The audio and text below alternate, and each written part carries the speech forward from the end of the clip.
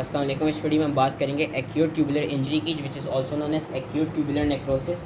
अब जो acute tubular injury होती है it is basically characterised by acute renal failure, and इसमें ये देखा गया कि sometimes there is also morphologic evidence of necrosis of tubular epithelial cells. पहले ये देखा जाता था कि जो एपिथेलियल सेल्स होते थे उनके नेक्रोसिस मिलता था, जिसकी वजह से इस डिजीज़ को एक्यूट ट्यूबुलर नेक्रोसिस कहते थे। लेकिन अब ये देखा गया कि देखा गया कि इट इज़ नॉट नेसेसरी के नेक्रोसिस देखा जाए, कभी कभी सिर्फ इंजरी देखी जाती है ट्यूबुलर एपिथेलियल सेल्स की, जिसकी वजह से अब इस डिजीज़ का नाम रख दिया गया acute tubular injury. It is one of the most common causes of acute kidney injury. और इसके क्या कहते हैं, कौन कौन सी कंडीशंस होती हैं जिसकी वजह से एक्यूट ट्यूबुलर इंजरी होती है, वो हम पढ़ लेते हैं। एक तो इस्कीमिया ड्यू टू डिक्रीज्ड और इंटरप्टेड ब्लड फ्लो, एंड दूसरी is direct toxic injury to the tubules. And यही दो टाइप्स होती हैं एक्यूट ट्यूबुलर इंजरी की, एक इस्कीमिक टाइप होती है और एक टॉक्सिक टाइप होती है। अब स्कीमिया क्यों हो सकता है, बेसिकली कोई भी ऐसी कंडीशन हो जाए जिसकी वजह से किडनीज़ के लेवल पे या नेफ्रॉन के लेवल पे जो ब्लड की वॉल्यूम है वो डिक्रीज़ हो गई है, या जो ब्लड फ्लो है वो इंटरप्ट हो गई है। वो कौन कौन सी कंडीशन हो सकती हैं? These could be conditions like microscopic polyangiitis, different microangiopathies like hemolytic uremic syndrome, thrombotic thrombocytopenic purpura, or it could be due to decreased effective circulating blood volume, for example in hypovolemic shock या hypotension हो जाए, जिसकी वजह से क्या होता है कि जो किडनीज होती हैं वहाँ पे जो सर्कुलेटिंग ब्लड वॉल्यूम होती है वो डिक्रीज़ हो जाती है। ये जो बाकी कंडीशंस थी इसमें बेसिकली जो इंट्रारीनल ब्लड वेसल्स थी वहाँ पे जो ब्लड की वो थी सर्कुलेशन थी वो डिक्रीज़ हो रही थी। Then comes your direct toxic injury to the tubules. अब ये जो टॉक्सिन्स होते हैं these could either be endogenous like myoglobin, haemoglobin, monoclonal light chains, bile और बाइलिरुबिन, और this could be exogenous like your drugs, radio contrast dyes, heavy metals and organic solvents. ATI का ये देखा गया कि इसका यूजली रिवर्सिबल प्रोसेस होता है। आगे इन्होंने वही इस्कीमिक और टॉक्सिक टाइप को थोड़ा और उसकी जो कॉजेज़ हैं उनको थोड़ा और वो किया हुआ है, एलैबोरेट किया हुआ है कि इस्कीमिक ATI क्यों हो सकती है। अगेन कोई भी ऐसी कंडीशन हो जाए जिसकी वजह से किडनीज़ के लेवल पे जो सर्कुलेशन है वो डिक्रीज़ हो गई है। अब या तो कोई किडनीज़ को डायरेक्ट ट्रॉमा पड़ गया या कोई डिफरेंट कंडीशंस हो गई हैं लाइक हाइपोटेंशन और शॉक। और उन्होंने एग्जांपल दी हुई है एक्यूट पैंक्रेटाइटिस की। एक्यूट पैंक्रेटाइटिस के केस में भी ये होता है कि जो ब्लड फ्लो होती है वो जो पेरिफेरल ऑर्गन्स होती हैं वहाँ पे यूजली डिक्रीज़ हो जाती है। As a result it leads to ischaemic type of ATI। Nephrotoxic ATI का हमें क्यों मिलता है? नेफ्रोटॉक्सिक ATI मिलता है due to it is usually caused by due to multitude of drugs like gentamicin, radiographic contrast agents, your poisons like heavy metals जिसमें mercury की example आ जाती है, ऑर्गेनिक सॉल्वेंट जिसमें कार्बन टेट्राक्लोराइड की एग्जांपल आ जाती है। और कभी कभी ऐसा होता है कि हमको दोनों इस्कीमिक और टॉक्सिक टाइप के कॉम्बिनेशन मिल रहा होता है, जो कि हमें किन किन डिजीज़ में मिलता है, मिसमैच ब्लड ट्रांसफ्यूजन में मिलता है, और कभी कभी हमें डिफरेंट हीमोलिटिक क्राइसिस में या डिफरेंट स्केलेटल मसल इंजरीज़ की वजह से दो तरह की कंडीशन मिलती हैं। जब हीमोलिटिक क्राइसिस हो रहे होते हैं तो हीमोलिटिक क्राइसिस में ये देखा जाता है कि हमको हीमोग्लोबिनूरिया मिल रहा होता है, एंड सिंस हीमोग्लोबिन ज़्यादा इंक्रीज कंसनट्रेशन में पास कर रहा होता है किडनीज़ के थ्रू, तो हमको किडनीज़ के ट्यूब्यूल्स के लेवल पे हीमोग्लोबिन के कास्ट मिल रहे होते हैं। वेयर एज स्केलेटल मसल की इंजरी में अगर कोई स्केलेटल मसल्स की डिजीज़ हो डिफरेंट, उस केस में क्या होगा, जो स्केलेटल मसल प्रोटीन है वो ज़्यादा ब्रेक डाउन कर रही होंगी, मायोग्लोबिन जो होती है उसका ज़्यादा लॉस हो रहा होगा। एज ए रिजल्ट इसमें हमें मायोग्लोबिनूरिया मिल रहा होता है, एंड सिंस मायोग्लोबिन ज़्यादा की जो कंसनट्रेशन है वो ज़्यादा एक तरफ से इंक्रीज हुई होती है किडनी के थ्रू, तो हमको जो कास्ट मिल रहे होते हैं ट्यूब्यूल्स के अंदर वो हमें मायोग्लोबिन के कास्ट मिल रहे होते हैं। अब पैथोजेनेसिस क्या है इन दोनों की, इस्कीमिक और टॉक्सिक टाइप ऑफ ATI की, उसके लिए इन्होंने ये एक अच्छा सा वो दिया हुआ है, फ्लो चार्ट दिया हुआ है। इस फ्लो चार्ट को याद रख लेना है, अलग से मैं पैराग्राफ के थ्रू पढ़ के बता देता हूँ, लेकिन जो फ्लो चार्ट है फ्लो चार्ट काफ़ी अच्छा है, इस फ्लो चार्ट को याद रख लेना है। जो पैथोजेनेसिस है बेसिकली ये देखा गया ATI इट ऑकर्स या तो due to any tubular cell injury या due to disturbances in blood flow. अब ट्यूबुलर सेल इंजरी किस तरह हो सकती है? ट्यूबुलर एपिथेलियल सेल्स जो कि मोस्टली जो प्रॉक्सिमल ट्यूब्यूल्स के हमारे एपिथेलियल सेल्स होते हैं, ये देखा गया कि जो प्रॉक्सिमल ट्यूब्यूल्स के एपिथेलियल सेल्स होते हैं they are more sensitive and they are more vulnerable to toxins, more sensitive to ischaemia and more vulnerable to toxins. और ये क्यों होते हैं? ये इसलिए होते हैं क्योंकि ये देखा गया कि जो प्रॉक्सिमल ट्यूबुलर एपिथेलियल सेल्स होते हैं, एक तो उनका जो सरफेस एरिया होता है वो इंक्रीज़ होता है क्योंकि उन्होंने ट्यूबुलर रीअब्जॉर्प्शन के फंक्शन परफॉर्म करने होते हैं। दूसरा, उनके अंदर एक्टिव ट्रांसपोर्ट के सिस्टम्स होते हैं for different ions and different organic acids. As a result जो प्रॉक्सिमल ट्यूबुलर सेल्स हैं सिंस इनको दो डिफरेंट फंक्शन परफॉर्म करने होते हैं, तो जो प्रॉक्सिमल ट्यूबुलर एपिथेलियल सेल्स होते हैं इनका जो मेटाबॉलिज्म होते हैं एंड जो ऑक्सीजन कंजम्पशन होती है that is relatively high.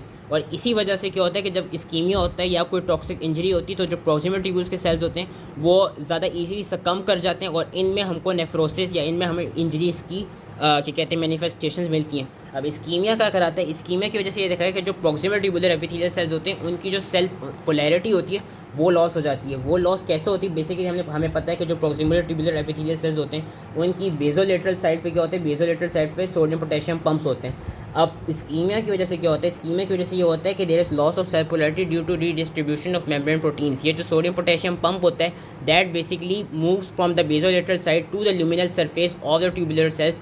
As a result, it leads to abnormal ion transport across the cells and increased sodium delivery to distal tubules. जब distal tubules में सोडियम की डिलीवरी ज़्यादा होगी that will lead to vasoconstriction, and vasoconstriction की वजह से क्या होता है, GFR जो है वो बेसिकली डिक्रीज हो जाता है, जो कि उन्होंने यहाँ पे दिखाया हुआ है कि इस्कीमिया हुआ, इस्कीमिया की वजह से वेजोकॉन्स्ट्रिक्शन है, वेजोकॉन्स्ट्रिक्शन की वजह से क्या होता है, GFR डिक्रीज हो जाता है। वेजोकॉन्स्ट्रिक्शन की वजह से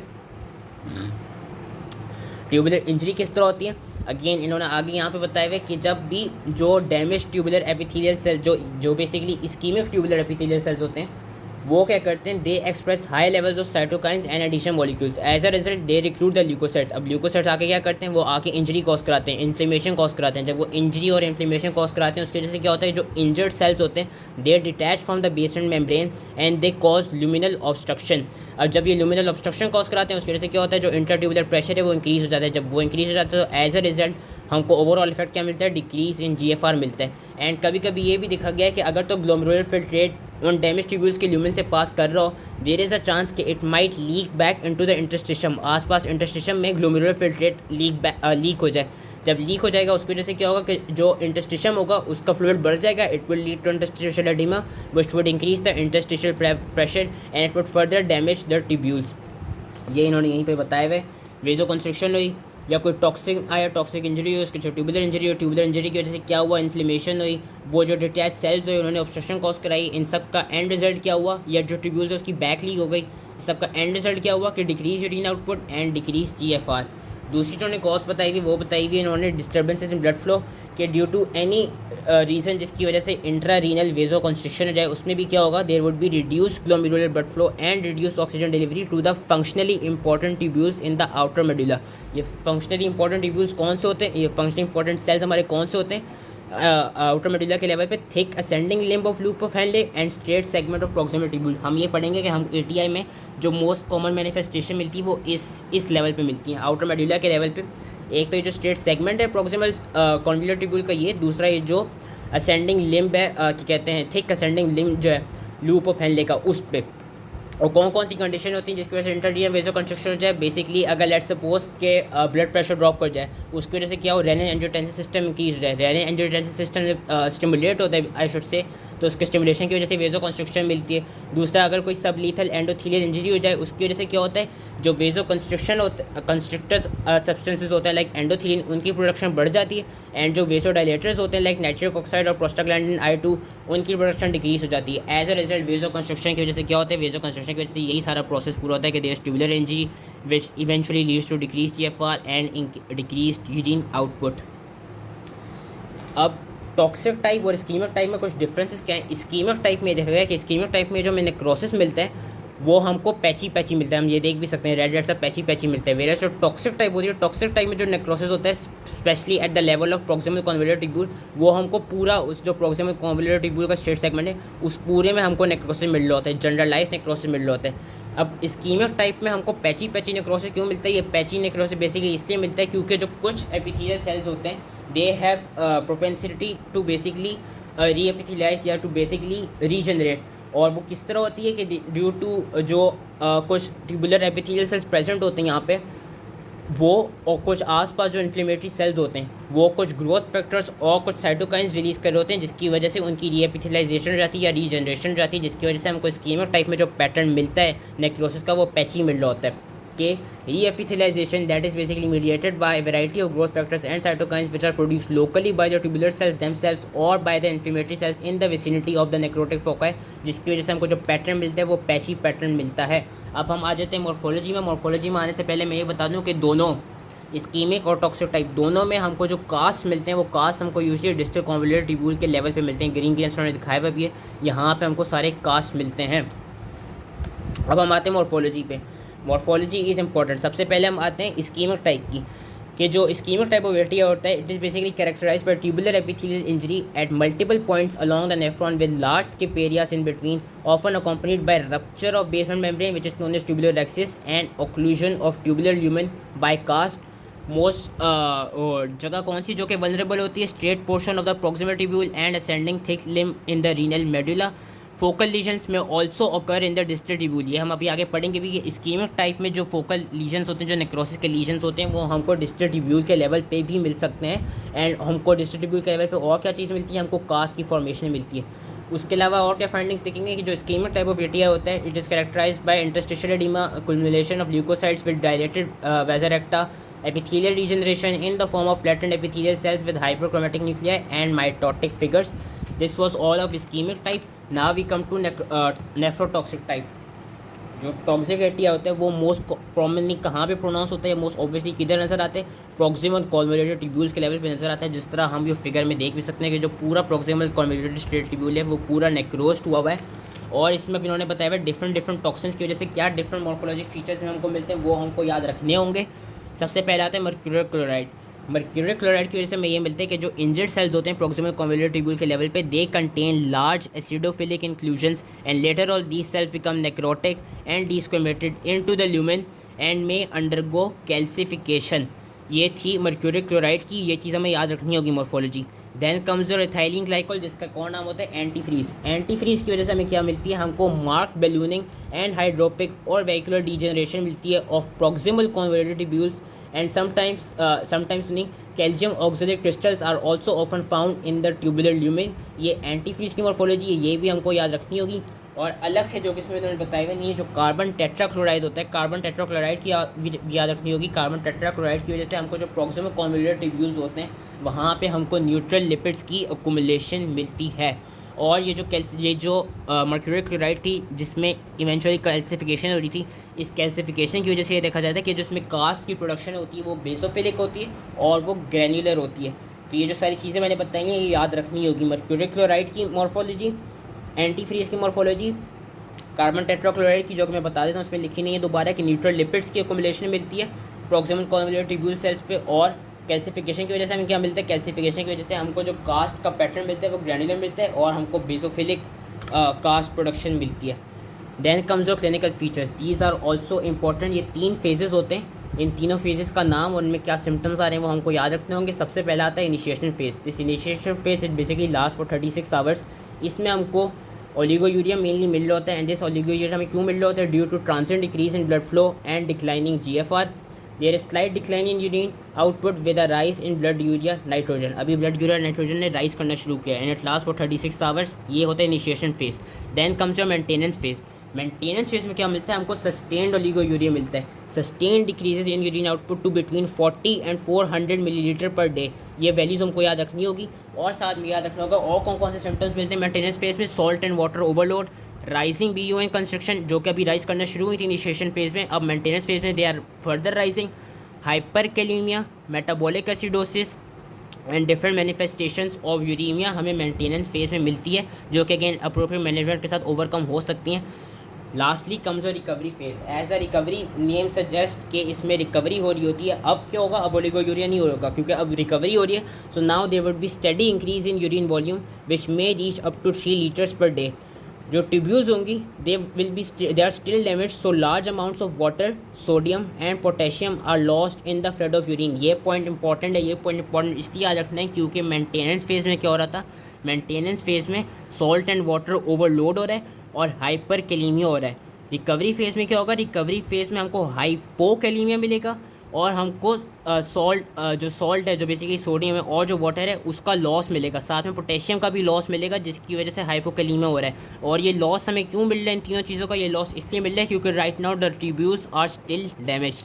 इस कंडीशन में there is increase vulnerability to infection. ये कुछ पॉइंट्स थे, ये रिकवरी फेज़ की याद रखने होंगे जो मेंटेनेंस फेज से डिफ्रेंशिएट कर रहे हैं कि salt and water overload maintenance phase में मिलता है और हाइपरकैलेमिया मिलते हैं, वेयर रिकवरी फेज में सॉल्ट एंड वाटर का लॉस और हाइपोकैलेमिया मिलते हैं due to damage tubules and there is increase vulnerability to infection. लेकिन ये देखा गया कि सिंस इसका नाम ही रिकवरी फेज है तो इवेंचुअली अगर तो प्रॉपर मैनेजमेंट दे दी जाए तो जो नॉर्मल फंक्शन जो है वो रिस्टोर हो जाते हैं, जो यूरिन की अपनी कंसनट्रेटिंग एबिलिटी वो इंप्रूव कर जाती है, जो ब्लड यूरिन नाइट्रोजन के लेवल्स हैं और जो क्रिएटिनिन के लेवल्स हैं they also begin to return to normal and eventually जो पेशेंट होता है वो फुली रिकवर कर जाता है।